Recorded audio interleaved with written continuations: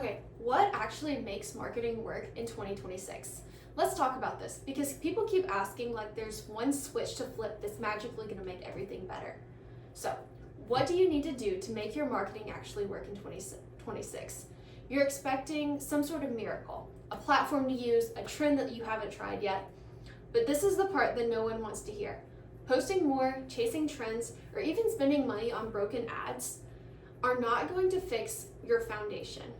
Marketing in 2026 is going to reward clarity, consistency, and systems that scale, not a hustle. And most people aren't missing the tactical side of it. They're just missing the structure behind it. By the end of this, you're going to understand exactly what's going to move the needle this year and why most people fail before they even get the momentum to start growing. So, why is visibility stop being enough in 2026? Most people think that marketing is about being seen. This means more posts, more followers, more eyeballs on your content. And on the surface, that sounds really good. It sounds right. But let me give you a real picture.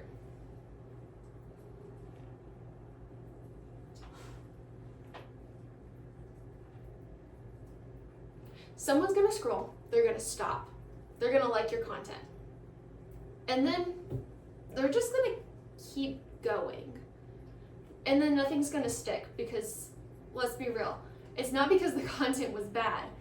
It was because it didn't mean anything to them in the first place. So, visibility without curiosity does not convert. It just creates some noise. So if visibility isn't the thing that drives content, if visibility isn't the thing that drives client flow in 2026, the question becomes, what actually does? To understand, you first need to see why so much good content is wasted effort. So, what actually creates predictable client flow? Client flow is not random anymore. The accounts that look like they're just working aren't lucky. They're structured. What works right now is having a clear message having a clear message that people instantly understand, a rhythm that you can keep up with, and a path that makes it easy for someone to take the next step with. When one of these pieces are missing, everything is going to feel frantic.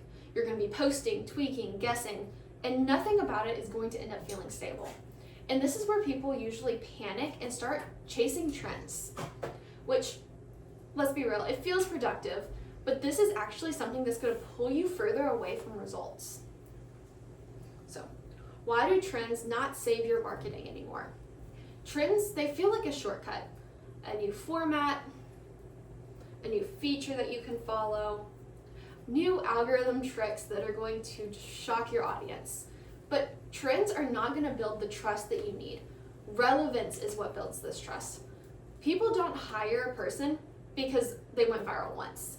They hire a person who consistently makes them feel understood.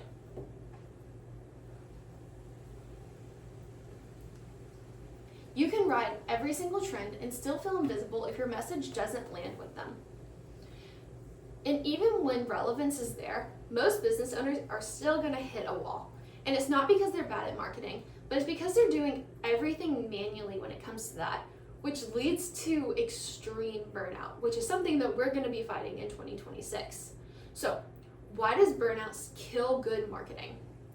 Even with the right strategy, if you're the one doing everything, creating, posting, tracking, adjusting, you're eventually going to become exhausted. And marketing isn't just about being creative. It's about a system. And you just can't out-hustle a lack of structure. This is why so many people feel like they're doing all the right things, but they're still not seeing results. Because clarity and consistency alone aren't enough if the content isn't built to actually convert these clients. Which brings us to a real issue with most content right now. Let's break it down.